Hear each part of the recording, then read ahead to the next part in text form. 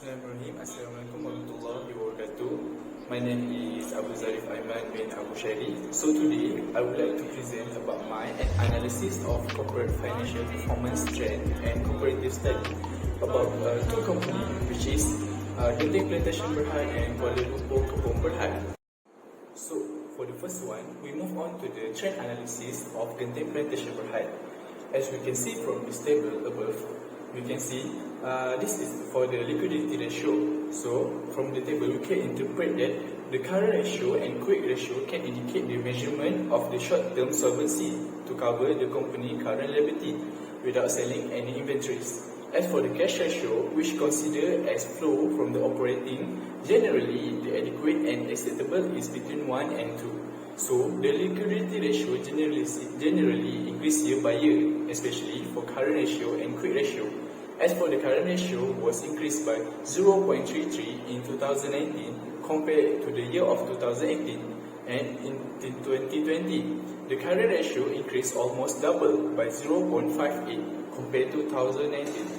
This shows that the current ratio value has the highest in 2020. So, as for the quick ratio of this company, it is increased by 0.38 in 2019 and further increased by 0.65 in the year of 2020. So, the cash ratio for this company has the highest value in 2020, but it has fallen by 0.02 in 2019. So, this is very important as it is to measure the ability of the company to use very quick asset or near cash to eliminate its current liability immediately. So, end of the liquidity ratio for the GENTING PLANTATION BERHAD. So we move on to the liquidity ratio for the KLK BERHAD, which is KUALA KEPONG BERHAD. So we can see clearly in this table that the current ratio increased rapidly by 0.66 in the year of 2019 compared to the previous year. So the current ratio increased further in 2020 by 0.14. So as the form of this statement is clearly show that the year 2020 has the highest value of the current ratios among the 3 years. As for the quick ratio, we can clearly see that the value of the quick ratio increased exponentially in 2019 by 1.04. which undeniably has the highest increase among the 3 years, while year 2020 had a slightly increase by 0.13. This shows that the year of 2020 had the highest value of the quick ratio compared among the 3 years. So, next is the cash ratio for the KLK BERHAD, which is the cash ratio for this company keep increasing year by year, as it increased by 0.24 in 2019 and increased by 0.35 in 2020. Next up is the profitability ratio for the GENTING PLANTATION BERHAD. As we can see from the table also in here, the average of the profitability ratio was slightly increased in value in the year of 2019. Expect for the earning per share of this GENTING PLANTATION BERHAD that continues to increase year by year. So, for the first profitability ratio is the gross profit margin. Can be seen that it has slightly fallen in value in 2019 by 2.98 compared to the previous year, but it also slightly increased in 2020 by 2.18. So, the better the gross profit for a company, the gross profit margin for a company, the better it is for the company. So, for the next, we can clearly see that the operating profit margin has slightly fallen by 3.03 in 2019 and managed to rise up by 4.92 in 2020. It is important for a company of the operating profit margin, because the higher the operating profit margin is, the better increase from year to year. So, the next is the net profit of the GENTING PLANTATION. It also has slightly fall down by 2.0 in 2019 compared to the previous year. The fall down had been recovered in 2020 as it increased by 4.31. This makes the 2020 has the highest value of the net profit among the 3 years. So the recovery in 2020 was a good step by this company, as the company managed to use the effective cost structure and also pricing strategies. So we move on to the next component of profitability ratio, which is the value of return on total assets. It also slightly decreased by 0.34 in 2019 and being recovered back in 2020 by 1.44. For overall performance of this company is quite unsatisfied for the return on total asset, as the return on total asset that considered good is over 5% and excellent is over 20%, but among the three, only 2020 have the highest value, but it is not considered as good as the value. It is not good as the good value. So next we move on to the return on equity. So the value also occurred to be decreased in 2019 by 0.38 and also rose up by 2.41 in 2020 for the return on equity. Even though the company managed to rose up the value in 2020, but the value of the return on equity of this company was not good enough, as return on equity that considered good is 15 to 20%, and beyond that, the value is excellent. For the last component for the profitability ratio of the company is the earning per share. So the earning per share of this company keep increasing year by year. So as in 2019, it increased by 0.01, and in 2020, it increased by 0.14. As the highest value in 2020 among the 3 years, making 2020 have the highest value for the EPS, which is earning per share. So the higher amount of earning per share, the greater as investor will think to invest more to the company, which had the higher profits relative to each share. So we move on to the profitability ratio of the KLK BERHAD, which is Kuala Lumpur KEPONG BERHAD. So for the first component, as the gross profit margin, it can be seen from this table. It also had slightly fall in value in 2019 by 1.41 compared to 2018, but it also increased by 2.48 in 2020. So it has the highest value in 2020. So we can clearly we can clearly see that from the tables of this operating profit margin. It also has consistently to increase year by year. As we can see, it increased by 0.07 in 2019 and proceed to increase by 2.95 in 2020. Next, we move on to the net profit of this company. So we can see that it also had a fall down slightly by 0.18 in 2019, and it has rose up and recovered in 2020 as it increased by 1.26. So the recovery in 2020 also was a good step for the KLK BERHAD, as the company managed to use the effective cost structure and also pricing strategies. So we move on to the next component, which is the value of return on total assets of the KLK BERHAD. So it also slightly decreased by 0.76 in 2019 and being recovered back in 2020, which is by the value of 0.9.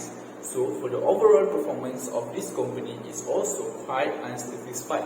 It is because of the return on total asset that considered good is over 5% and over 20 it is considered is excellent. So for the next component, which is return on equity. So as the same as other profitability ratio, the value also occurred to be decreased in 2019 by the value of 0.76, but rose up by 1.49 in 2020.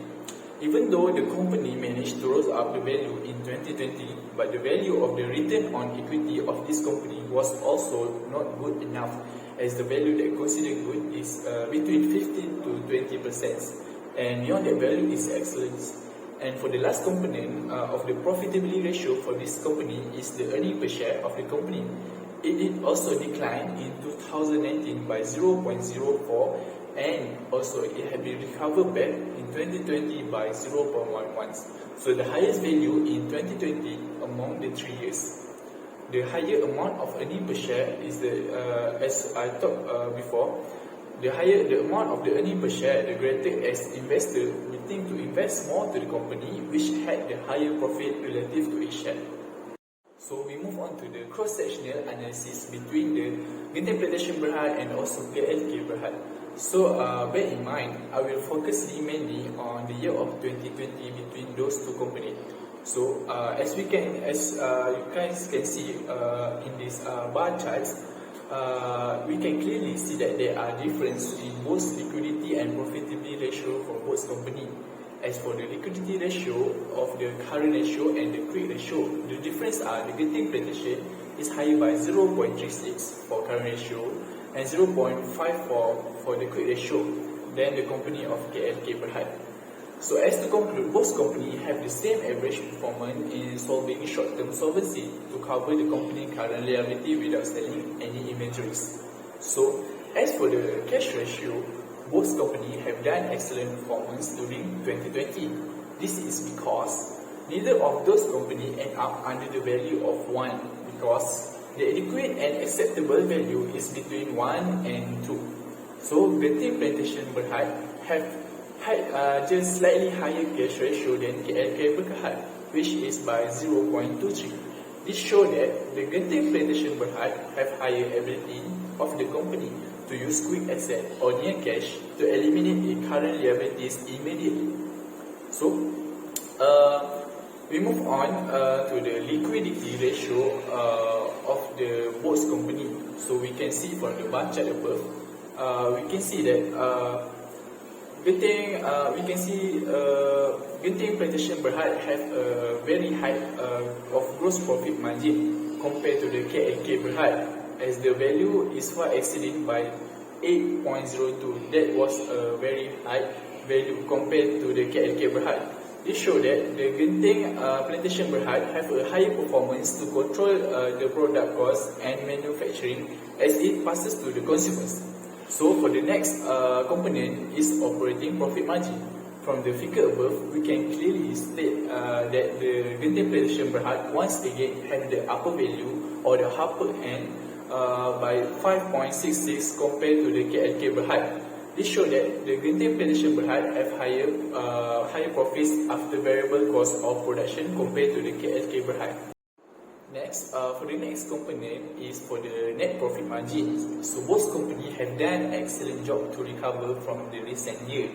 But Genting Plantation Berhad once again have the higher value of the net profit margin compared to KLK Berhad, which is by 4.61. As can be seen, the Genting Plantation Berhad have a better strategy in management to use effective cost structure and also pricing strategy compared to KLK Berhad. And for the next ratio is the return on total asset. It can be referred as the percentage of the profitability of the company's asset in making revenue. As we can see also for the bar chart from previous, as for the ratio, KLK Berhad actually had overturned Genting Plantation, where the company have higher value of return on total asset which is by 1.11. So for the overall performance, both companies were quite unsatisfied for the return on total asset, as the return on total asset that considered is good is over 5% and excellent is over 20%. But the KLK Berhad still have the higher value of return on total asset compared to the Genting Plantation Berhad in 2020. Next, we move on to the return on equity of the both company. So both company does not have a quite big gap, but KLK Berhad once again have a higher value of return on equity, which is higher by 2.27 compared to the Genting Plantation Berhad in 2020. Even though both companies managed to recover the return on equity value in 2020, but the value of return on equity for both companies were not good enough, as return on equity that considered good is between 15 to 20%, and beyond that value is excellent. But still, KLK Berhad have higher performance of the return on equity, and it also have a higher performance on return of its investment that had been provided by the stakeholder. And for the liquidity ratio component, each earning per share, we can state that both companies have the average performance, but KLK Berhad has slightly higher value than the Genting Plantation Berhad, which is by 0.44.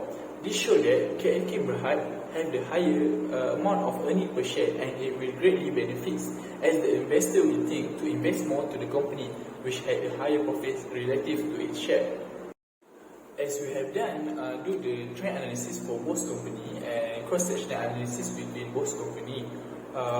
Here are some of my recommendations to the company. The first recommendation is to improve their return on total assets. This can be concluded from the trend analysis and the cross-sectional analysis, where both companies were very unsatisfied, which is their score is under the 5%. So as for the solution, the company can clearly decrease the company total assets.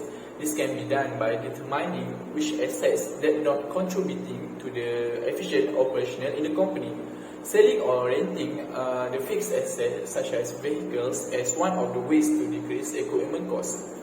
So for the next recommendation is by increasing the return on equity. So this can be done by by using more financial leverage.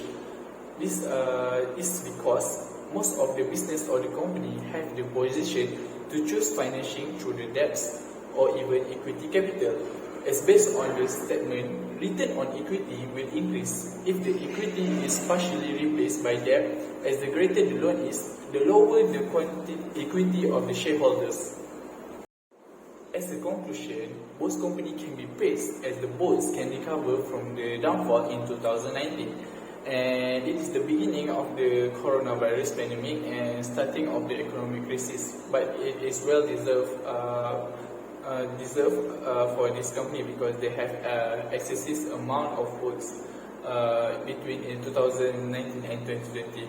So with this trend analysis and also cross-sectional analysis that have been done, hopefully will make me become more understand about the financial ratio and others. So the analysis that have been done hopefully will be able to help the company as a stepping stone to become more successful in the future ahead.